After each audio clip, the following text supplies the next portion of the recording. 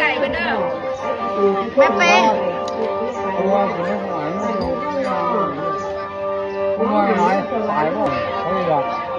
อันนี้ผักกระโดน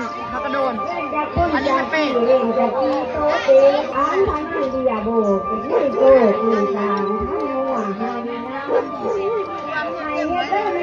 เป่าตรง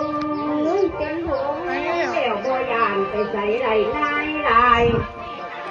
เน่าบ้านค่ะเน่าบ้านเกษตรพ่อเพียงสาวหัวกล้วยไก่กาหน้าหู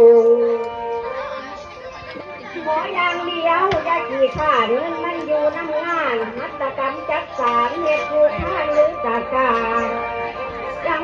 เขาไล่หลายค่ะแต่ว่าสนใจยังเดียวนี่แม่เป้เขาการลงจอเวร เป็นก็ผักกระโดนส่วนที่ได้เงินปะใส่กระเป๋าเน่าจงทำเอาเด้อรู้เอาอาปาอย่าไปรอค่อยผ่าความฝันสิมาซอยฝันเด็กๆฝันหน่อยๆเอาเขาใส่ใจบางแค่นั้นฝันฝันว่าเขาได้เงินทำมันก็ได้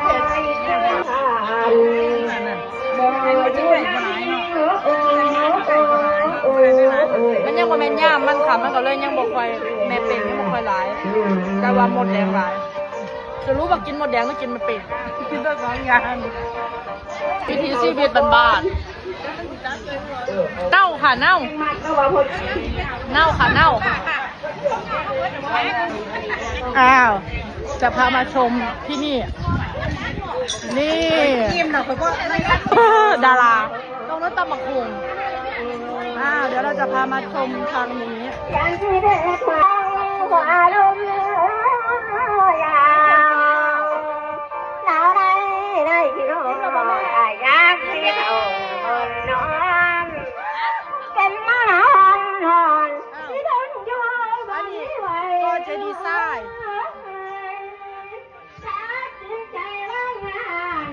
หมอแคนและหมอลำอันนี้หมอลำอันนี้หมอแคนอ้าวเริ่มหมอแคนกับหมอลำ